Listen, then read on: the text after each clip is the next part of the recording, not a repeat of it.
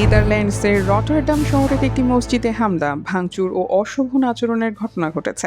হামলাকারীরা মসজিদের একটি মোজাইক দেয়াল ক্ষতিগ্রস্ত করে, ভবনের দিকে বিয়ারের বোতল নিক্ষেপ করে এবং সামনের অংশে প্রস্রাব করে বলে অভিযোগ উঠেছে। চলতি সপ্তাহে এই ঘটনা ঘটে বলে এক বিবৃতিতে নিশ্চিত করেছে ইসলামিক ফাউন্ডেশন নেদারল্যান্ডস আইএসএন জানায় রাত আনুমানিক 11:15টার দিকে 6 জন অজ্ঞাত পরিচয় দুর্বৃত্ত রটারডামের ঐতিহাসিক মেভলানা মসজিদে ওই তাণ্ডব চালায়। হামলাকারীরা মসজিদের একটি শৈল্পিক মোজাইক দেয়াল ভাঙচুর করে। বিবৃতিতে বলা হয়েছে, হামলার সময় মসজিদ কর্তৃপক্ষের পক্ষ থেকে বারবার পুলিশের সঙ্গে যোগাযোগ করা হলেও পুলিশ তাৎক্ষণিকভাবে সাড়া দেয়নি। হামলাকারীরা ঘটনাস্থল ত্যাগ করার অনেক পর পুলিশ সেখানে পৌঁছায়। আইএসএন জানায় সবচেয়ে উদ্বেগের বিষয় হলো ঘটনাস্থলে পৌঁছানো পুলিশ কর্মকর্তারা ওই ন্যাক্কারজনক ঘটনাটিকে সরাসরি হস্তক্ষেপ করার মতো কোনো হুমকি হিসেবেই গণ্য করেনি। পুলিশের এমন উদাসীন মূল্যায়ন কোনোভাবেই মেনে নেওয়া যায় না বলে ক্ষোভ জানাচ্ছে মুসলিম কমিউনিটি। আইএসএন জানায় হামলার পাশাপাশি পুলিশের এই দীর্ঘ বিলম্বিত প্রতিক্রিয়া স্থানীয় মুসলিম সম্প্রদায়ের মধ্যে গভীর উদ্বেগের জন্ম দিয়েছে।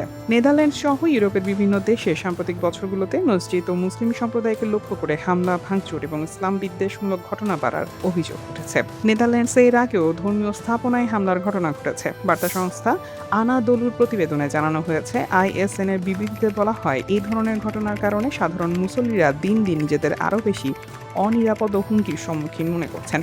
যে কোনো পরিস্থিতিতে মুসল্লিদের নিরাপত্তা নিশ্চিত করা এবং কোনো ভয়ভীতি ছাড়াই ধর্ম পালনের অধিকার রক্ষা করা অত্যন্ত জরুরি। হামলার পাশাপাশি পুলিশের কথিত নিষ্ক্রিয়তার অভিযোগে এরই মধ্যে ইসলামিক ফাউন্ডেশন নেদারল্যান্ডস আইএসএন আনুষ্ঠানিকভাবে ফৌজদারি অভিযোগ দায়ের করেছে এবং অত্যন্ত গুরুত্ব দিয়ে অগ্রাধিকার ভিত্তিতে বিষয়টির তদন্তের জন্য প্রশাসনের কাছে জোর দাবি জানিয়েছে। এই ধরনের স্পর্শকাতর বিষয়ে সরকার জোরালো হস্তক্ষেপ না করলে ধর্মীয় বিদ্বেষ আরও বাড়বে বলে শঙ্কা বিশ্লেষকদের। মূলত গাজা যুদ্ধ শুরুর পর পশ্চিমা বিশ্বে নতুন করে ইসলাম বিদ্বেষ বাড়ছে বলে অভিমত পর্যবেক্ষকদের। News desk, দুতিয়াল।